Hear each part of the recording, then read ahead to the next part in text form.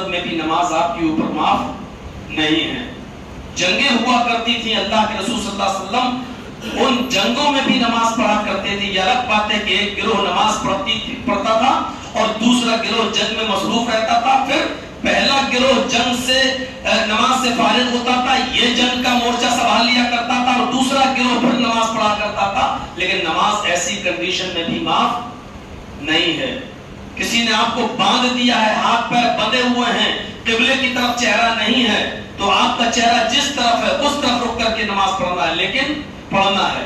ہاتھ پیر بندھے ہوئے ہیں، دل سے نیت کرنا ہے لیکن نماز پڑھنا ہے۔ وضو کی اجازت نہیں دی جا رہی ہے، دل سے نیت سے وضو کرنا ہے لیکن نماز پڑھنا ہے۔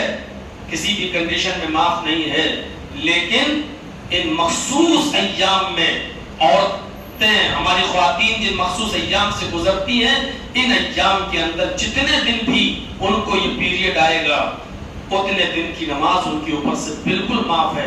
لیکن روزہ ایک ایسا رکن ہے اسلام کا کہ یہ روزہ بھی ان کے اوپر سے رخصت تو ہے لیکن بعد میں یہ اس کو پورا کریں گی، روزہ معاف نہیں ہے۔ یہاں سے آپ اندازہ لگا سکتے ہیں کہ نماز کی فرضیت میں اور روزے کی فرضیت میں کیا فرق ہے۔ اسی کے لیے کتبہ کا لفظ آیا ہے، یا ایھا الذین آمنوا کتب علیکم الصیام، اے ایمانوں والو، اے مسلمانوں، تمہارے اوپر رمضان کے روزے فرض کر دیے گئے ہیں،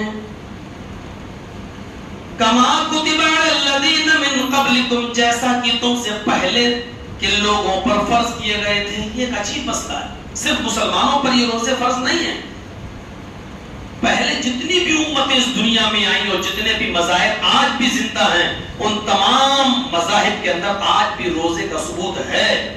یہ الگ بات ہے کہ کسی کے یہاں مہینے میں ایک دن ہے، کسی کے یہاں ہفتے میں ایک دن ہے، کسی کے یہاں ہفتے میں 2 دن ہے، کسی کے یہاں مہینے پورے سال میں 1 مہینہ ہے، لیکن روزہ معاف نہیں۔ کسی میں ایسا نہیں ہے کوئی مذہب جس کے اندر روزہ معاف، ہر مذہب کے اندر روزے کا ثبوت آج بھی موجود ہے۔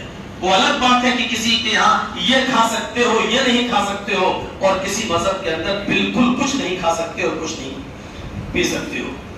کتب علی الذین من قبلکم، جیسا کہ تم سے پہلے کے لوگوں پر فرض کیا گیا تھا۔ عربی زبان میں روزے کو صوم یا سیام دونوں کہا جاتا ہے، اور دونوں مصدر ہیں جس کا معنی ہوتا ہے ٹو اسٹاپ، رک جانا۔